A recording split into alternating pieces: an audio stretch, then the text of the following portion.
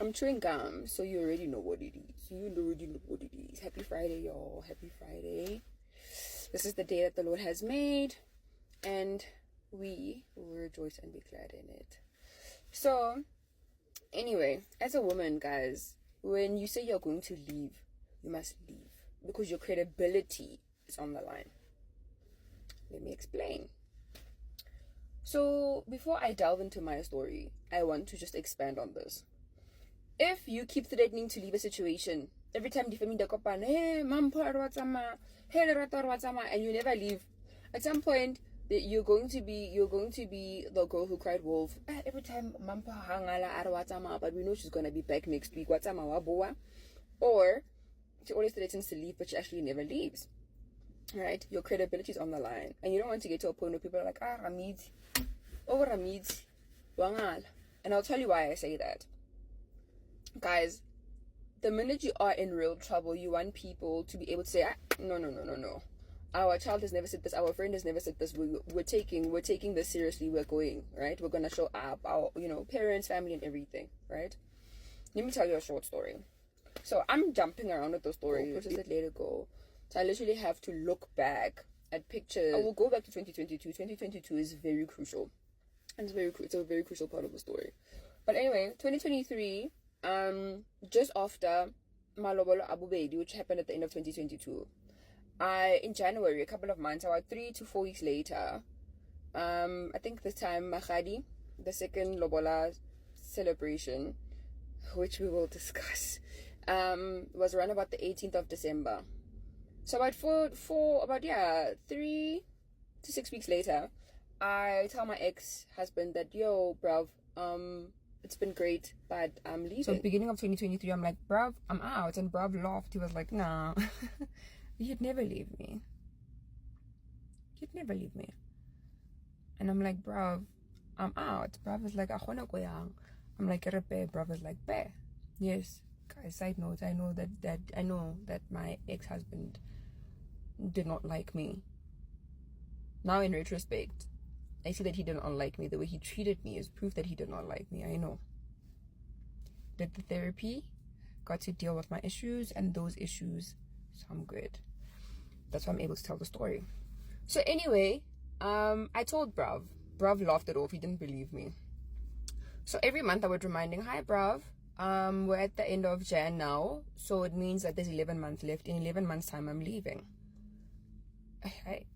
February comes. So every 4 weeks, I'm telling him, Skalabala, there's this many weeks left. Okay, there's this much time left. Okay, there's this many weeks left. And bruv is not taking me seriously, right? At some point, he's like, I'm getting tired of you telling me that you're going to leave.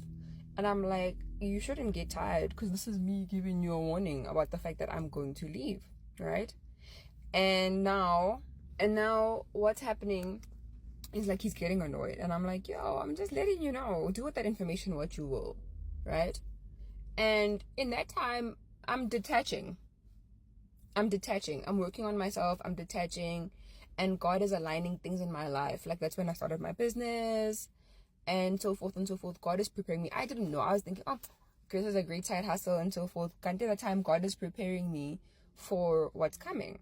So in this time, guys, I'll be very truthful. I'm going to be very honest. And when we revisit this part of the story, 2023, we'll be able to talk about the finer details.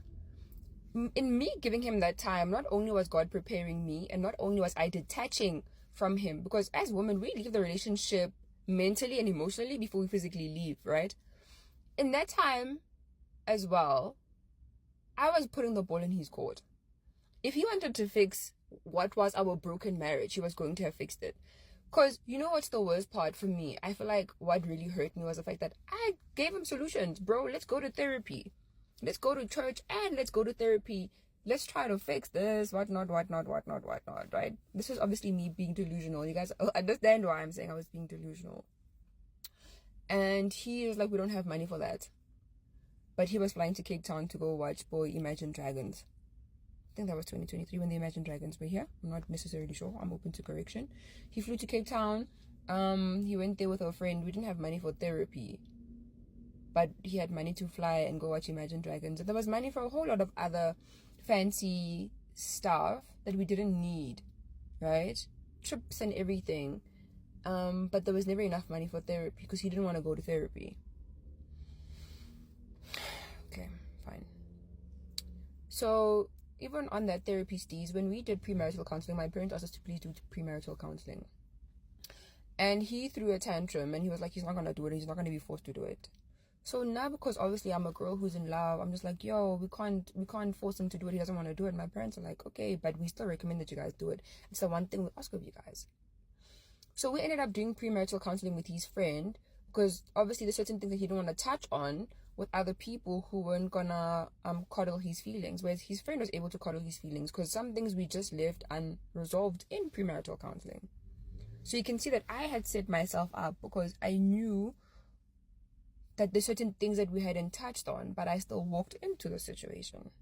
So Linda, I am to blame because I saw the signs and the flags, and I still said, okay, no, but we'll fix it when we get Kopeli, because I was really young and I was naive. So I am also at fault. I have to also be honest and take responsibility. So if we can't even go to premarital counseling, why did I, in my mind, think that we were going to be able to go with couples therapy to fix what was our broken marriage at that point in time, right? So, yeah, that's part 1.4 for now.